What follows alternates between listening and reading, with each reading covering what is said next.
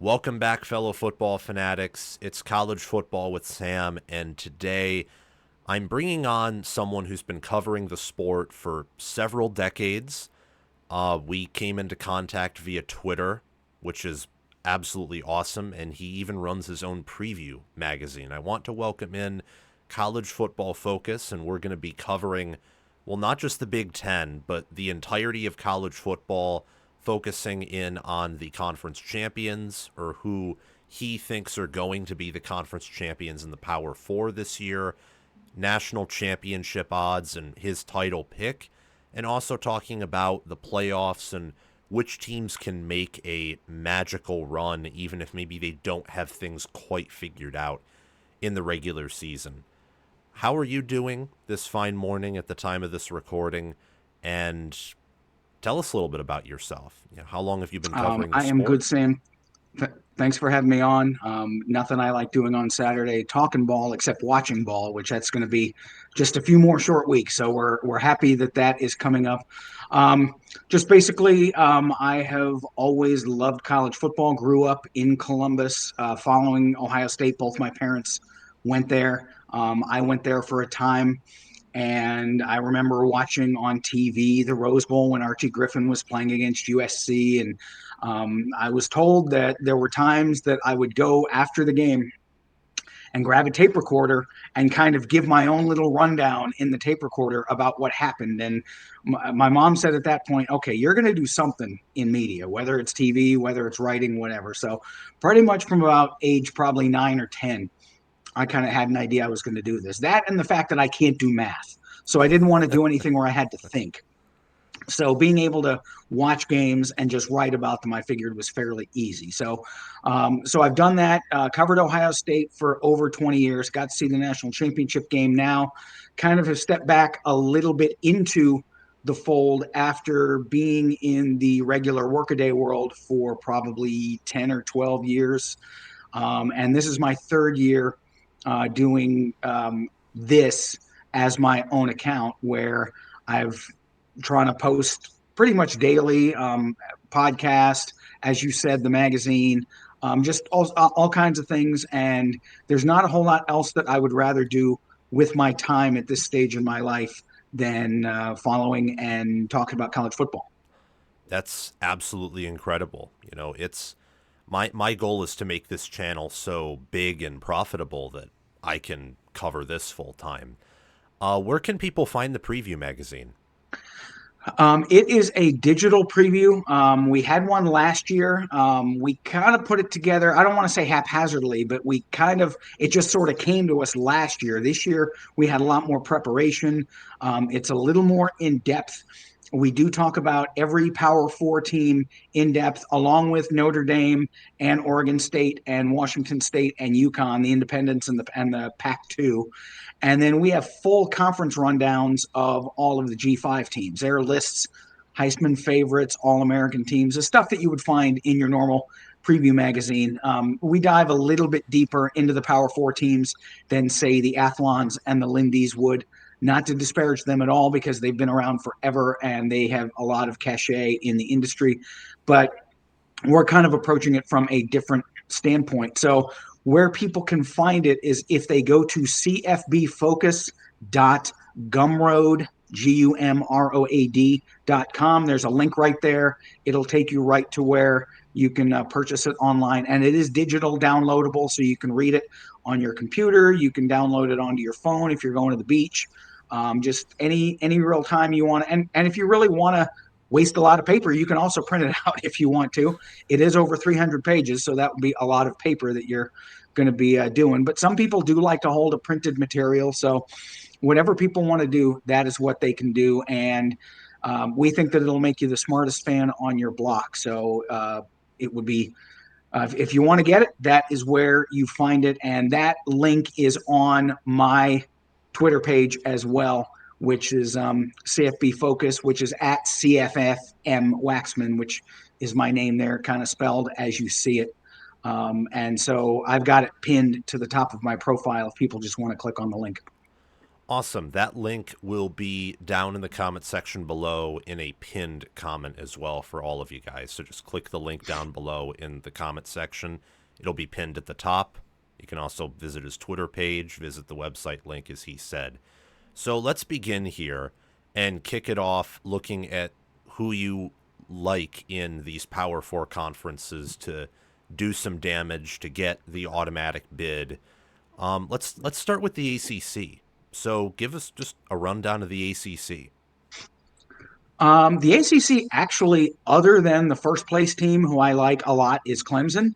I think that the battle for second and kind of upper tier um, status is going to be really interesting and wide open. I like SMU. I think that Miami with Carson Beck can make some noise. Georgia Tech is coming off of a big momentum from last season. I do think Florida State, while I don't think they're going to be in the championship hunt, I think they rebound a little bit.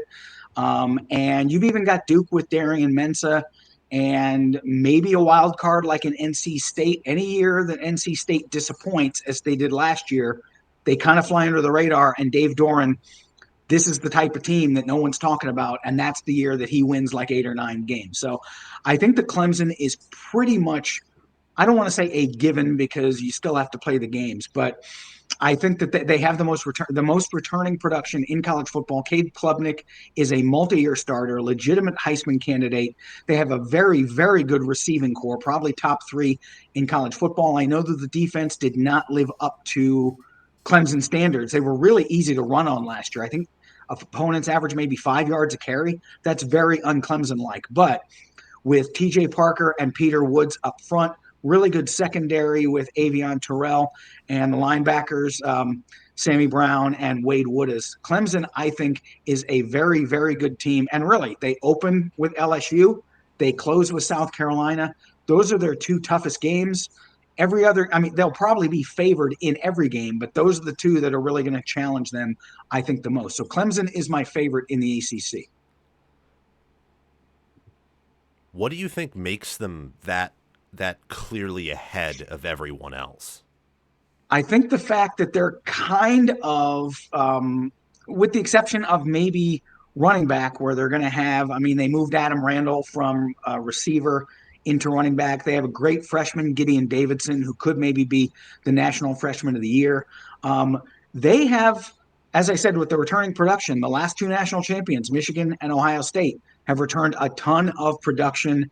A lot of seniors coming back when they maybe could have left for the NFL. So I think the fact that they have so much experience and a schedule that is more than manageable, I just think that puts them kind of in the driver's seat in the ACC and certainly up near the top of the contenders nationally. Yeah, they are certainly, I would say, the widest. They have the widest edge of probably all the Power Four conferences. I Yeah. think they're the only ACC team that I could realistically see winning it all. Where would you peg Miami and maybe even Miami's potential? Because I know they've been recruiting well and developing well, and they also made a defensive coordinator upgrade. But obviously, you and so many others who've done their research see that there's clearly this difference in tier between the Tigers and the Hurricanes, at least for this year. There is certainly Mario Cristobal has done a great job recruiting in the last few seasons. He's brought in more talent than when he came in. They were not what Miami used to be back in the day in the 80s and 90s, and he has brought the talent level back. A lot of people are talking about Carson Beck. And while he certainly, it's great to have an experienced quarterback, I am not as high on Carson Beck as a lot of people are. I know that he was fine at Georgia. Georgia's offense wasn't great last year. I do think he's a little bit of a step down from Cam Ward. Cam Ward just did some things that a lot of people haven't seen before. I think he will be steady, and it's better than breaking in a freshman or an all new starter, someone who doesn't have any kind of experience. So from that aspect, I think it's very good. They also have to replace their top receiver in Xavier Restrepo, who was a guy who could just get you the first down when you needed it. He could also get yards after the catch. They do have a very good offensive line. The defense, I want to say it wasn't bad. It was inconsistent in some big moments. That there were games that you expected them to really kind of just hammer home, and they left the door open, and they ended up losing. So until I see it on the field, I'm not going to anoint Miami as a favorite. I think they're in contention to have the other spot in the ACC title game, but I am not quite as high on them as a lot of people are. Yes, the talent is there, but I don't still. I'm not buying Mario Cristobal as a sideline coach until I see the actual results. That is that's perfectly understandable given especially I think the past 2 years where year one you got to give grace. Sometimes Right. in year two as well, but whether it's the two Georgia Tech games or some of the other matchups they've had where it feels like they've had it and then specific decisions let things get out of control. That's a big deal. That's something that I mean when I even look at Clemson, I feel like maybe my only reservation is how last year against what Georgia, Louisville, South Carolina, and Texas, their biggest opponents, they kind of imploded a bit, or at They least did, lost. but I think that Clemson, at least within the ACC, Miami is the only other team that can rival them in terms of talent.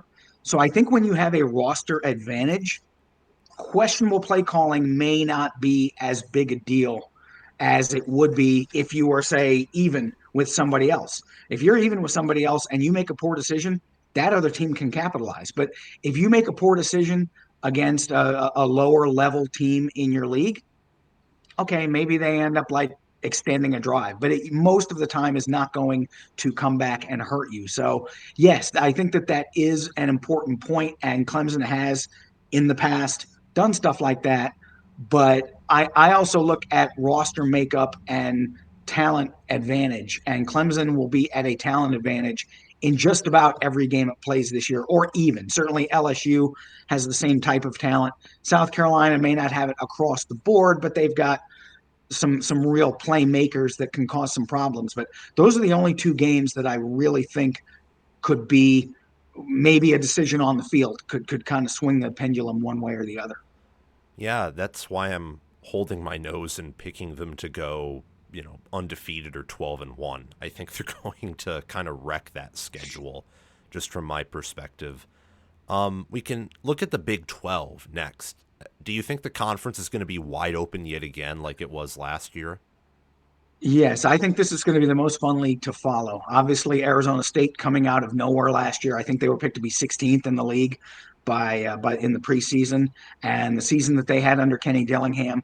I thought they were a year away. I thought this year would be the year that they'd really kind of make a splash, but they arrived a year early. So Arizona State is certainly one to look at.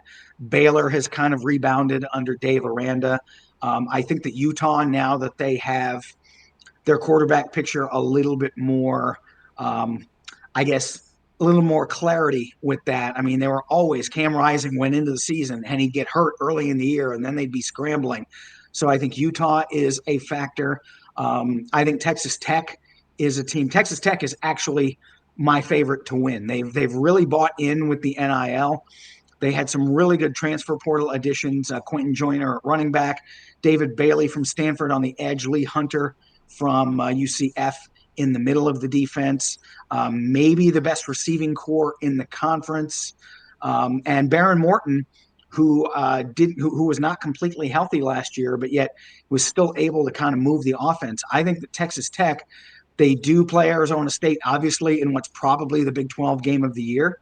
But they're another one. I think if you look at roster composition, they probably have the most talent in the league. Now, they are not used to winning, but I think Joey McGuire has really kind of made a bit of a culture change. And so I think that the players are now buying into what he's selling, and they should be able to hit the ground running. And that Arizona State game, I think, could be a preview of the league championship game. I think they could play again when it comes time to determine the automatic bid for the Big 12. Love it. They have so much talent, and in I don't have a preview magazine like you do, but my goal is probably next year maybe to get there And this year I've done more research than I ever have. And what I noticed with Texas Tech is just how dominant they are on the lines of scrimmage. Like they really Yeah, prioritize that. There was I think their billionaire donor's last name is Campbell, and yeah. people were texting him after the Colorado game saying, "Buy us an offensive line." And he said, Mhm. "Yes, I'll buy you an offensive line." And they got Howard Sampson out of the portal. They got Hunter, I think, Zambrano from the FCS, who was an All American before injury. And Yeah, he then, was at Eastern Illinois. He was really good. Zambrano came over, or Sampson came over, and he also was really good. Those are two really important pickups. I usually am leery of a lot of portal pickups on the offensive line because it's a group that needs to have chemistry and needs to yes, play together. But I think when the pickups are experienced players, I think that is less of an issue. And the fact they got to go through spring ball, I think helped. If they were getting a couple of guys coming in now, I'd be a little more worried. But the fact they got to work together in the spring and they got to kind of test the unit out, I think that will help immensely. And lines, both defense and offense, lines are a big thing for me when predicting success. If you're missing four guys from last year and it's a big turnover on the offensive line, I'm probably going to downgrade you a little bit just because of that reason that it takes some time for that cohesion to be there. But if you're only bringing in one or two pieces and it's an upgrade when you bring somebody in, then it's perfectly fine. how high would you rank Romello Height and David Bailey, not just in the Big 12, but as a DN duo nationally or an edge duo? Because when I look at it, they could contend for as high as maybe anyone outside of a team like Clemson, who's just that talented there? Or am I wrong? They definitely have an excellent defensive line. I know that Bailey, I have among the top six edge guys when we were doing player rankings for the magazine. I think I had Bailey like six or seven. I really liked him, and he was the one guy at Stanford who you kind of had to game plan for. I know that Stanford has had some rough seasons recently, but he's a guy that an offensive line coach would have to say, okay, that guy you need to block because he's really good. So Texas Tech getting him as a pass rush force, I think is going to help. And Height is a guy, he's been around, and so I think that as a tandem, they certainly, if not at the top of the Big 12, are certainly top two or three as a duo. And again, you talk about Lee Hunter on the inside coming in from UCF. He's a guy who can kind of just push the pocket back, and if a running back's trying to run inside, he can cause some problems. So their overall defensive line is certainly one of the top 10 or 15 in the country. Oh my goodness. I forgot that on my all Big 12 team, there are, I think, my teams, I have six of them, and they're pretty big because I like to get as many players, good quality players, in as possible. I think I have Mm-hmm. four Texas Tech defensive tackles in. Like, it is a really deep, good defensive line, It and is.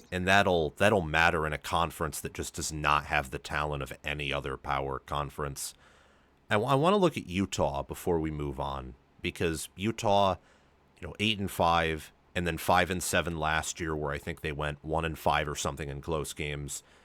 Vegas is confident they'll rebound. I'm confident they'll rebound. You're confident they'll rebound. How high do you think the ceiling is in the conference? Well, I love Kyle Whittingham as a coach. He's always a guy. He doesn't get the national publicity that guys like Kirby Smart and Davo and Ryan Day get, but he is always able to have the Utes. They punch above their weight almost every year. I mean, they don't have the glory recruiting classes, but yet he gets opponents to play the style that they try to play.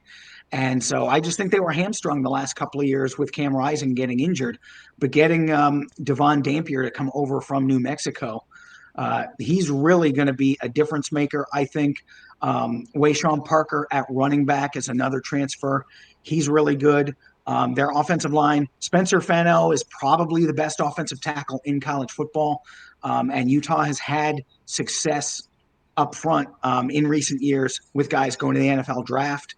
And I think their defense, Lander Barton at one of the linebacker spots, they typically have a pretty good defensive line. I think Utah, the schedule is a little bit tricky in a couple of places, but they could easily be an 8-win team, and with a couple of breaks, they could be one of those teams that's in the Big 12 championship game as well. Awesome. Yeah, I love the offensive line running back QB combo for them. I think they could field one of the more lethal rushing offenses in the Big 12. Mm-hmm. I'm really excited to see how Dampier pans out. That's going to be really really interesting, especially since his offensive coordinator Jason Beck is coming over with him. So it's not really him, changing scheme or having a new OC too much. It's the OC and Right, QB. and getting to watch New Mexico games last year at like 11 p.m. There's not usually a draw to watch them, but when he's playing, it's like, oh, this guy can kind of get it done. So folks who didn't stay up late last year to see New Mexico play may not be completely familiar with him. But I think that for those folks, he's going to surprise a lot of people because he's got a really nice skill set. Yeah, they had, I think, one of the worst, if not the worst defense in college football, and yet they were in games because of the skill set you mentioned. I mean, I didn't Yep. watch as many New Mexico games as probably you did, if I'm being honest, but I have watched some, and I have, done my due diligence with statistics and numbers, and just from those, I can see, oh, okay, there's talent here. And Utah's not Mhm. had talent at quarterback over the past 2 years due to the rising injury. Moving on to the Big Ten, give us a breakdown of this conference, and where do you think the cutoff would be for championship contenders, both nationally and in the conference? I think in the conference, there are probably 5 teams that I look at as legitimate. Certainly, the four that everyone's talking about are Penn State, Ohio State, Oregon, and Michigan in a bounce back year. And then I actually like Illinois. I know that there are a lot of people who maybe are a little skeptical because Illinois is another team that kind of came out of the woodwork last year to win 10 games. And no one really saw it coming. Now they have a little bit of a target on their back, but they're another team that returns a quarterback in Luke Altmaier, who is really he flirted with maybe going to the NFL. Brett Bielema is a defensive minded guy, and their defense has a lot of pieces back. And they get Ohio State at home, so that could be a sneaky game for people to watch. So those 5, I think, are in the hunt for the Big Ten title. And then as far as national contenders, I think it's probably 3. I think it's Penn State, Ohio State, and Oregon. I think Michigan is probably a year away just because Bryce Underwood is a freshman. And as prodigious as his talent may be, freshmen always take some lumps in their first year, especially with an offensive line that had to replace a few pieces. And I don't want to say an untested running game. I know that they have guys, and bringing Justice Haynes in from Alabama will help, and Jordan Marshall played some last year, but it's not quite the Blake Corum, Donovan Edwards 1-2 that they've had the past couple of seasons. So I think that Underwood will have his moments, but I think there will be times that he looks at freshmen. So I don't think Michigan is in the mix for the national title, but they certainly, with a couple of breaks, could be in the hunt for a Big Ten title berth game. Yeah. I look at Michigan's wide receiver core and just say, yeah, you have maybe a 1% chance to win it all if everything comes together. I think, yeah, Oregon, Penn State, and then Ohio State. Those are, I think, by a mile your national title contenders. And then there's this huge drop off. What do you think about Indiana and USC, just as in Um, general? I, I like USC more than people think. Now their schedule is tricky too. I mean, they've got Notre Dame, they've got Penn State, they've got some tough games.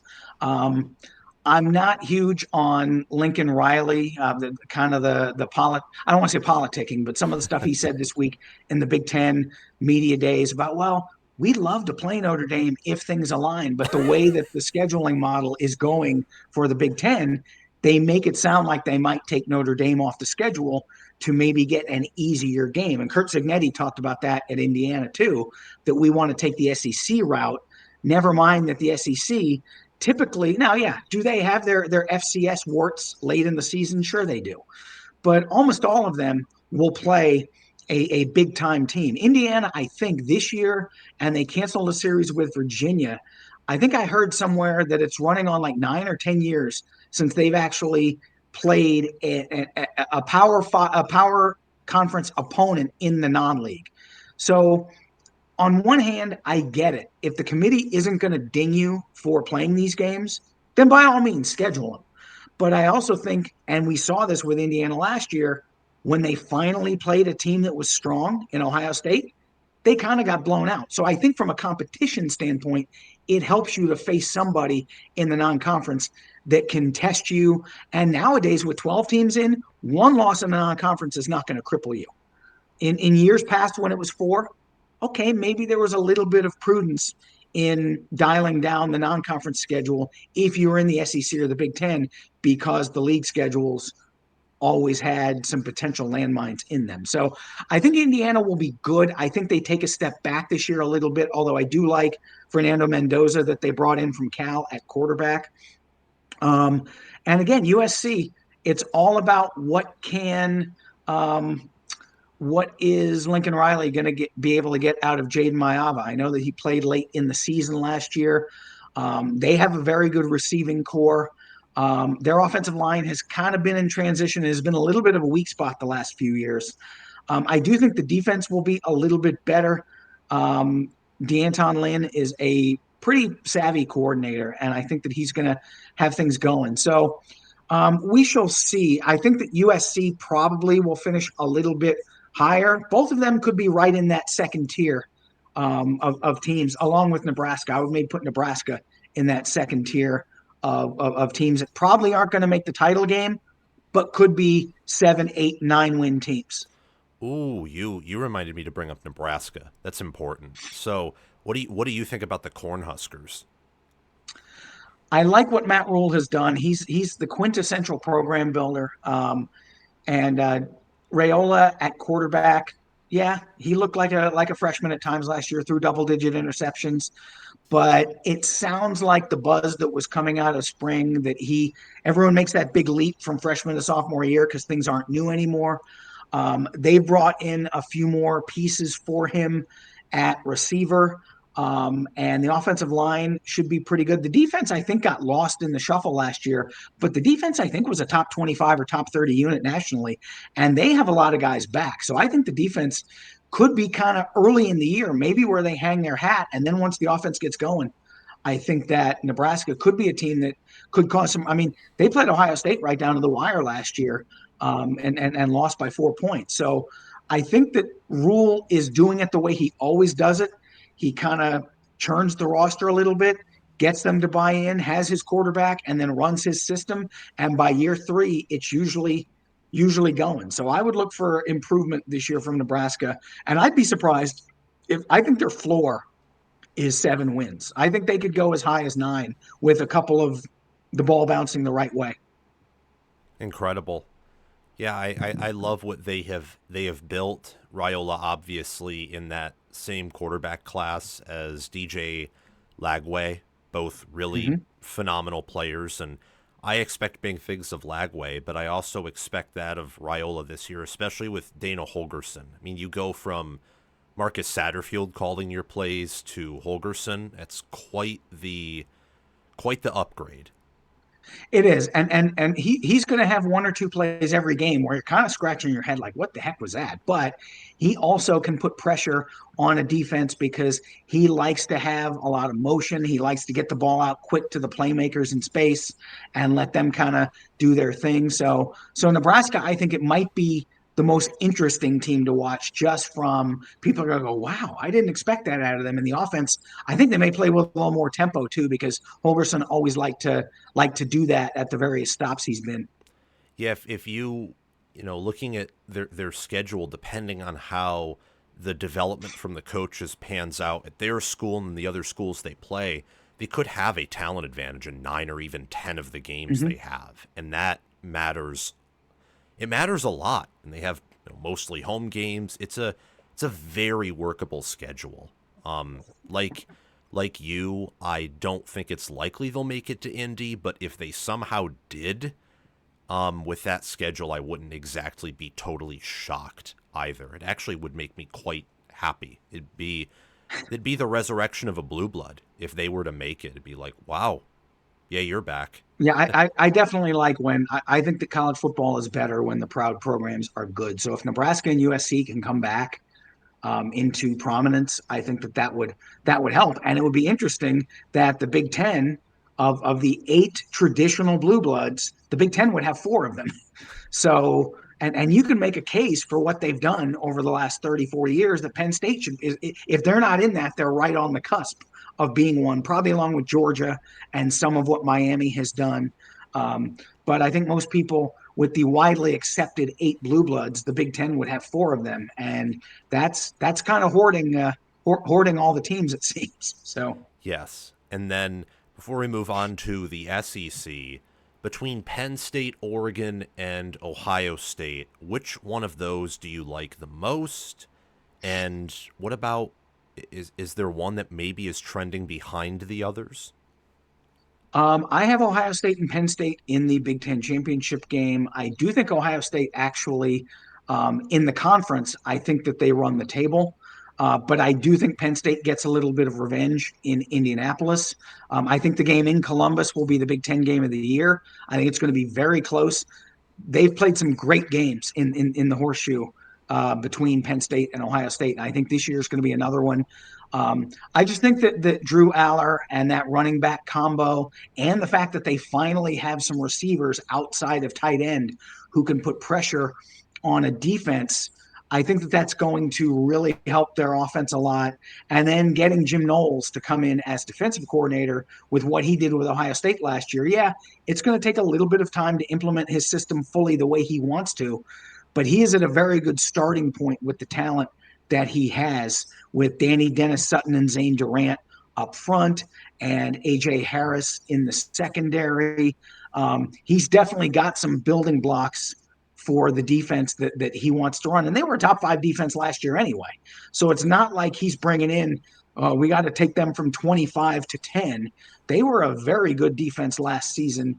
And they, I think, are going to be, if not the best defense in the league, certainly one of the top 2 or 3. So I have Penn State and Ohio State as the top 2 in the championship game. I think Oregon might be just on the outside as far as national contender. Can they make the playoffs? Certainly they can. I'm not quite as sold on Dante Moore as a lot of people are. And I think that Evan Stewart getting hurt is going to impact their receiving crew, even though they did bring in a great freshman into Brycen Moore. I think while he's not going to maybe quite have the same impact that Jeremiah Smith had last year for Ohio State, Brycen Moore is a real deal. And by the end of the season, he's going to be kind of a household name. And they return a lot on defense too, although their defense is another one. Dan Lanning is a defensive coach by trade. They had their moments too where their defense was a little bit off kilter. We saw that in the Rose Bowl when Ohio State just kind of had their heads on a swivel. It was like a pinball game. So, but I think Oregon certainly squarely in the mix in the Big Ten. I just think they're a little bit on the outside looking in for the national championship, but they can make the playoff. They're so young. That was my takeaway when Yeah, looking at their two deep. It's full of freshmen, redshirt freshmen, and there's a ton of talent there. But you're kind of asking it to all come together if they're going to be a real national threat, and right. that's hard to do even with talent. So yeah, I mean, I'm Penn State. I think is this team where you have to do something if you're Franklin. You have to. I mean, you said that Ohio State's running the table, but at least Penn State gets revenge in Indy. It's from one angle or another. Everyone is picking Franklin to at least do something, and it makes sense. But that just shows that there's pressure now that hasn't exactly been there before. Right. Well, and everyone talks about his record against top 10 and top 5 teams, and it's not good. He's only won one game in like I think 20 matchups. So that's not good. But in his defense, most of those games Penn State, while their roster has been good, has been at a talent disadvantage. They have not been as good as Ohio State. They have not been as good as Michigan when they've lost to them. They've not been as good as some of the teams they faced in the postseason or early in the year. This year, there is no excuse from a roster standpoint. Their roster can, top to bottom, can go with anybody else's. And this is the window year. And like Clemson, they have a lot of guys back. A veteran at quarterback, Andy Kotelnicki, in his second year as offensive coordinator. I think that Alar will be more comfortable. He knows what to expect now. And getting the Devontae Ross and Trevor Pena and Kyron Hudson at receiver, I think that is going to be, because I mean, Tyler Warren was pretty much the guy. Everyone knew he was getting the ball, and they still got it to him. But there was no one to really take pressure off of him outside. And so now they've got options. So yeah, this is the window. If they don't do it this year, I don't know when they're going to do it, because this is easily Franklin's best team. And the schedule is not super hard. I mean, they get Oregon at home early in the year. They do have to go to Ohio State, obviously, and he hasn't won in Ohio Stadium. But again, that could be a really close game, and it wouldn't be a shock if Penn State won. But they don't have a whole lot of landmines otherwise. Absolutely. All right. Before we get to the national picture a little bit more, what are your thoughts on the SEC? Intuitively, I feel like the team, or not the team, but the conference's only similarity to the Big 12 is that you have so many teams who can contend for it. Yeah, I mean I think there are a couple. There are a few that maybe are a little bit above. It's not a wide chasm the way the ACC is. Um, and as far as real contenders, you can throw a lot of teams in the bucket. I mean, everyone's going to first come to Texas and Georgia. Alabama is in that mix. LSU, I think, with Garrett Nussmeier coming back, they're certainly in there. If you want to go a little bit of a dark horse that wouldn't surprise people, South Carolina, Florida, Oklahoma. So you've got 6 or 7 teams that are all legitimate candidates to make it to the SEC championship game. People are really touting Texas and Steve Sarkisian, the way that he's put his roster together. They probably have one of the top 2 or 3 rosters in all of college football. Arch Manning, whether he likes it or not, is the face of the game this year. And just his name alone is going to bring attention. I do think that he is a good player. And I think that especially with Ryan Wingo out wide and the 1-2 punch of Quintravian Wisner and CJ Baxter, assuming Baxter is healthy, that's a really good running back combo. But their defense, I mean, Colin Simmons on the edge, Anthony Hill as a linebacker, those two are both top 20 players in the game. And I think Texas's defense could be really, really good with the way Pete Kwiatkowski kind of has them going. They'll put pressure on people. They're opportunistic with the turnovers. And Georgia, I think Kirby was a little bit mad last year. Yeah, they made the playoff, but they never really were a threat. Gunnar Stockton kind of got thrown in after the Carson Beck injury. They couldn't run the ball the way Georgia normally runs the ball. And the defense, while it was good, was not up to Georgia standard. I think the defense this year is going to be snarling and mad and really, really good. And I don't think Stockton's going to have to be great. I just think he's going to have to minimize mistakes.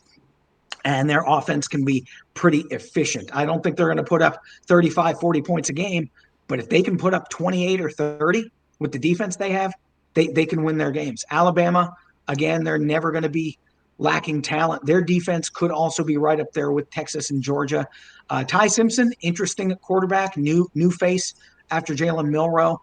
I know that he comes in with a lot of kudos, but their offensive line is good enough with Caden Proctor and Jaden Roberts up front. Those guys are going to be able to protect.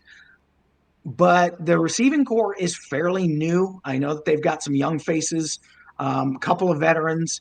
I'm interested to see how the offense is going to do. Kalen DeBoer, kind of an offensive guy, so you would expect that they're going to be good. But whenever you're bringing in an untested quarterback, there's always a little bit of concern. And then LSU would be my other one. Garrett Nussmeier coming back was a huge, huge boost for LSU. Their receiving core should be very good. They do have a couple of offensive linemen to replace, but their running game with Caden Durham is going to be good. I think the defense Whit Weeks at linebacker, some of the transfers that they brought in for the defensive line, um, and Harold Perkins, in theory, coming back healthy. I know he went out early last year. If he can stay healthy and play the way he played as a freshman when he burst onto the scene, was just all over the place with tackles for loss and impacting offensive game plans. I think LSU could be a team. Those are really the four that I see that have the best designs on making it into to the title game. I love what you said about Georgia in particular, and then Alabama, because I feel like Texas is the public's clear favorite. Georgia is this team that they're high in odds. They're actually, I think, tied with Ohio State, and Texas is the favorite to win it all. But based on how you hear people talk about Georgia, you wouldn't think that. With Alabama, does it concern you that Simpson couldn't beat out Milroe for the past 2 years? Not real. I mean, Milroe was a little bit more of a veteran, and I think that just the running aspect probably separated him. There were times that Milroe looked like he was a great passer. He was just inconsistent, but he didn't lack skill in throwing the football. He was just inconsistent with it. I think you'll get a little more consistency with Simpson, but I don't know that you'll have the designed run game portion for the quarterback. So I think the running game is going to be a little bit more crucial this season. And that's probably going to be a little bit more of a committee approach as well. But some of Nick Saban's best teams were quarterbacks who just could stand back, distribute it to the guys out wide, hand off to the running backs with a good offensive line, and just kind of grind out the clock and beat teams 30-16. And you just felt like you got hit over the head with a sledgehammer 100 times. So I just think that I don't worry as much because, again, he was young. If Milroe had been a first-year player last year and he couldn't beat him out, I'd be a little more worried. But he had been in the program and had seen and had played. So I think that's a minimal concern. I think that this is Simpson's team now, although they do have a touted freshman who may be able to get some reps himself. So I don't know that Simpson has a stranglehold on the job, but he's going to go into the year as the starter, certainly. Yeah. Looking at Georgia, circling back to them, their defense, like you said last year, good, not up to standard. It was the same thing in 2023. What makes this defense different from those defenses and maybe more similar to the 2022 unit? I think that the defensive line is going to be more of um, a tandem force. You've had a couple of years where it was one guy, but if you go back to 2022, you had guys all across that defensive line who could, like, you double team one guy, someone else is making a play. I think that even though some of them are young, I think you're going to see a lot of guys who can cause problems for opposing offensive lines. You're not it, they're going to say, well, pick your poison. Well, if you double this guy's going to do it. CJ Allen at linebacker is one of the best linebackers in college football. Their secondary with Dalen Everett and KJ Bolden and John Allegero. The secondary is really the unit that I like a lot. And if the front can just create some pressure, I think that the secondary will cover well enough that they'll be able to turn foes over and maybe get a lot of interceptions and put them in advantageous field position for the offense, so the offense doesn't have to do a lot of work. Absolutely.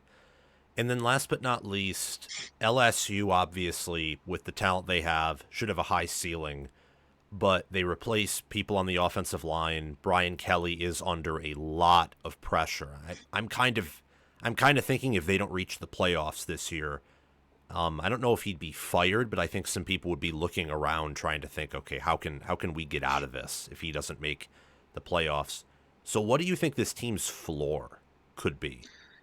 Um, it is a fairly tough schedule. I mean, obviously they've got the SEC schedule, but I mean, opening with Clemson is no picnic. Um, Obviously for the who is the real Death Valley. So that'll be interesting. I think that Kelly does a good job of at least nationally presenting, well, we're kind of the underdog here. We're sort of, it's not the woe is me that Lou Holtz used to do at Notre Dame, but they kind of say, well, look, we just want to go out and play as well as we can. I think he undersells his team. I don't think he does that within the team, but I think nationally, some of the sound bites he presents, he makes it seem like we just want to go out and see if we can do it rather than, you know what, we're going to go in and just take their lunch money and beat them. A lot of coaches would prefer to take that approach. He is a little more low key. I agree with you that there is pressure on him. And while I don't think he would be fired, I think you're right. I think that if they fail to make the playoff, you may have some back channeling going on with some agents saying, hey, if we offered your guy X amount of millions, would he be interested? Maybe because I just know that Kelly's contract is really high. But again, it's Louisiana. They've got boosters. They would be able to probably raise the money to get him out of there if they really wanted to. I think their floor is probably 8. I could see that. Now, I don't think it's a wildly high ceiling. Like they're not going undefeated, but they could win 10. I mean, between 8 and 10, if they get 10, I think they're pretty much in the playoff. And they're a team that, with their offensive acumen, they might be a team that can make a little bit of a run in the postseason, depending on what the matchups might be. Awesome. Yeah, I mean, if they go 10-2, I think they're certainly in the playoffs because SEC team. It's not like they have Indiana's schedule of last year, Right. where it's just that easy compared to every other Big Ten or SEC schedule. It'll be I very mean, they exciting. would they would have Clemson, they would have Alabama on the schedule, Florida. Obviously, they have teams. They're going to have opportunities to beat some top 15 teams through the course of the year on a lot of the weeks of their schedule. Yeah, that Clemson LSU game is, I think, even though I'm more of a Big Ten guy, but I of course try to cover everything as much as possible. That I think might be the game I'm most excited for outside of Texas and Ohio State. Yeah, Um, we have those as our top 2 non-conference games of the year in the magazine. I mean, certainly Texas OSU, everyone knows what they're getting, but Clemson LSU, as good as the defenses can be for both of those teams, you can see some offensive fireworks with Nussmeier and Cade Klubnik kind of firing it all over the place. And so I know the defenses, people are going to tout both of them because they both have guys who can make plays on that side of the ball. But when you've got a veteran starter quarterback and you've got the weapons that they have that they can distribute the football to, I think that people might be surprised if they're expecting like a 24-21 game. I think you're looking more into the low 30s for this one. I think it's going to be a lot of fun. absolutely. So let's transition to your national championship pick, or maybe if you don't want to make exactly like a specific team, just like the handful of teams who you think are in that high tier nationally.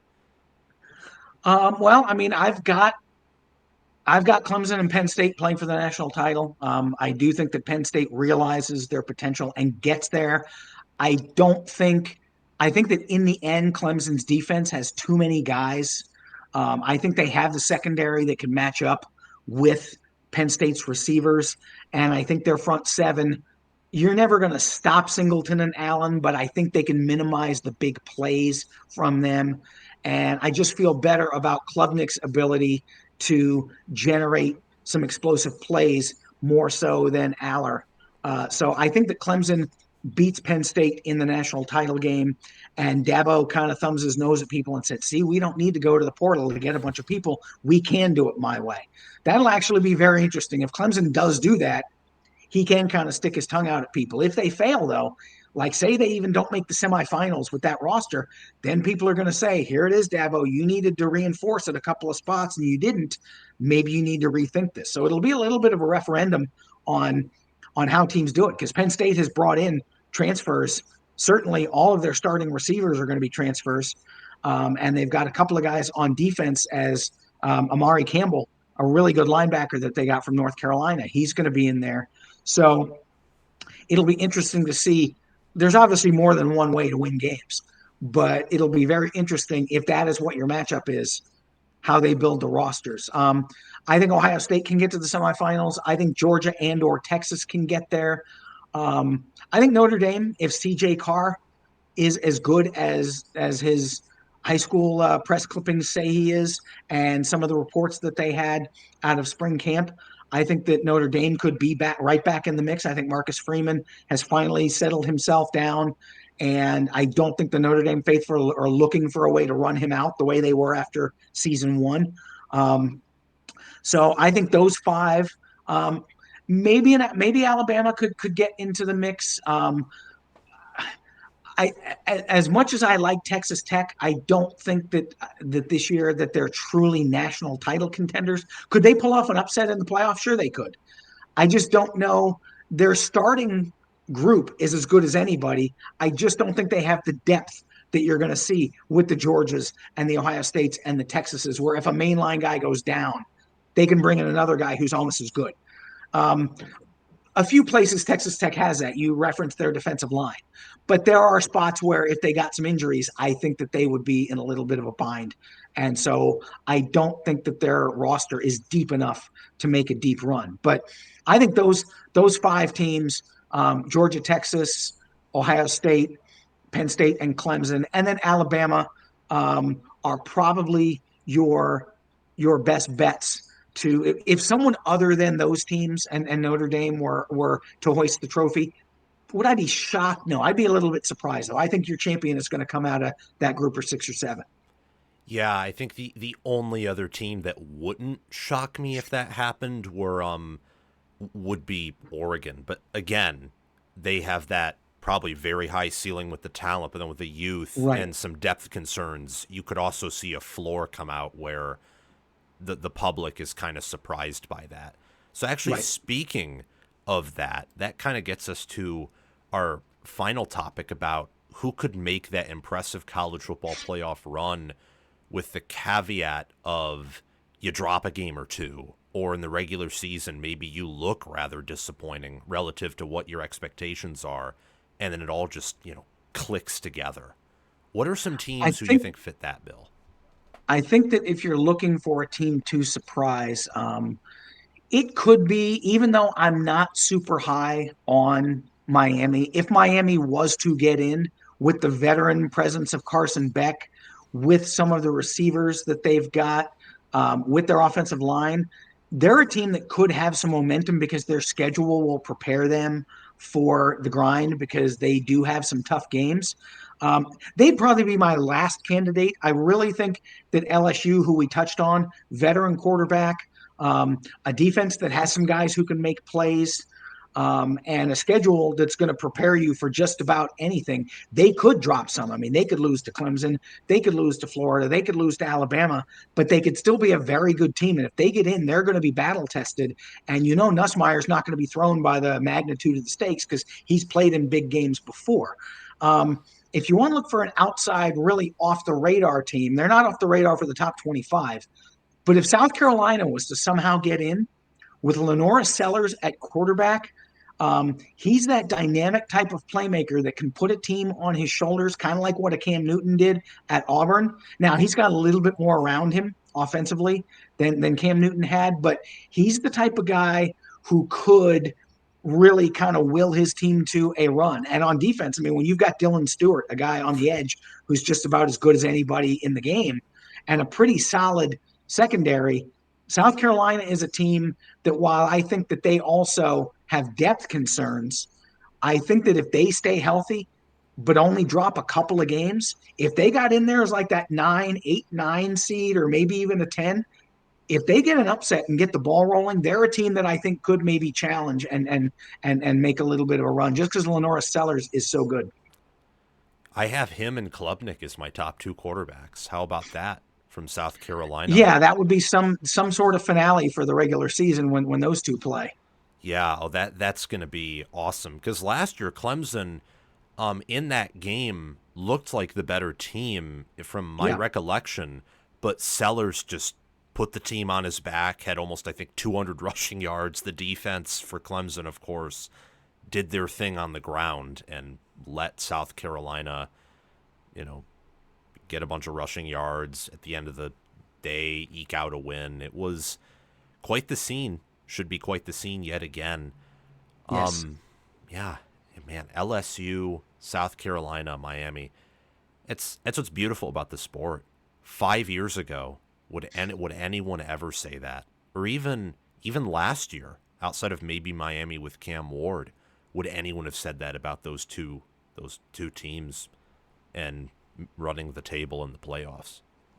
Well, and you didn't know what to expect with the 12 teams. I mean, it was going to be so new, and while it did further the narrative that the blue bloods with the rosters are the teams that are going to get in. I mean, Ohio State, Notre Dame are about as blue as you get, and Texas being another one was in the semifinals.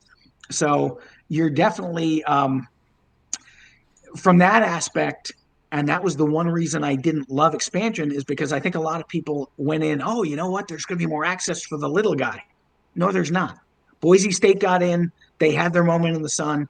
I don't know that in this day and age of so much roster disparity that you're going to ever get a group of five team that wins more than one game. And winning one game, especially if you're going to be the 11 or 12 seed every year, because now they're going to go to straight seeding this season.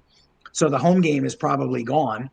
Um, or even the bye and the home game would be gone from a team like a Boise or James Madison or whoever gets in. I think it's going to be difficult for them to make any kind of sustained run. And that's what makes it different than the NCAA basketball tournament is you can get a mid-major who, if they can pull an upset in the first round, they can get momentum. But basketball is so much different. You just have one off shooting night and you're going to lose. You need to be able to come back and beat multiple teams with more depth and more size than you and figure out ways to win those games. And that is such a task when the better team is probably pretty healthy too. And we saw it when Penn State played Boise. I mean, Genty, they just bottled him up. The disparity of the offensive and defensive lines that they had, that's where games are won and lost. And most of the G5 offensive and defensive lines are undersized and don't face a steady diet of these power pass rushers and these big hulking tackles and guards who can push them off the line. They're facing teams in their conference that have the same type of players that they're just better than. So um, you didn't know what to expect. Was what Ohio State did. I wasn't 100% shocked. I knew that they were going to be a little bit wounded. The way that they beat Tennessee and Oregon, just blowing their doors off, that surprised me a little bit. But once they beat Oregon in that fashion, that's when I kind of thought, okay, this team's gonna win the whole thing. I didn't know what to think going into the Tennessee game, but once they blew their doors off, blew Oregon's doors off, I knew the Texas and Notre Dame games would be more of a slog, but I wasn't worried about the offensive talent putting up a whole lot of numbers against Ohio State's defense. So once they got by Oregon, I was fairly confident they were going to win. And I think you're going to see that this year. A team with a roster advantage is probably going to be hoisting the trophy at the end of the year. Absolutely. That's why I love your Penn State Clemson pick, and then you obviously have to throw in, Ohio State, Georgia, Texas. Like one of those teams, one of those top end talent teams, absolutely. And it's like you said, the roster advantage, where in basketball you have a two deep of 10 players, in football it's 44. So that's a It lot is, more ground and to cover. you can get into the NCAA tournament. You can face a guy. I harken back to when Davidson was in and Steph Curry. These teams, these North Carolinas people, we've never seen this guy, and he's just out here raining threes on people, scoring 37 points. One player can carry you in basketball. One player other than Cam Newton really is not going to carry you in this day and age of college football when there are so many teams that could just, if you only have one guy, you can make a defensive game plan and negate that guy, and then you have no other option. So it's just very, very difficult to rely on one player in football. Whereas in basketball, one guy can put up a great night and you can advance. Absolutely. Well, thank you for joining us here. I really appreciate having you on. I myself might check out your preview magazine after this talk. It was really awesome. Um, Again, tell everyone where they can find you.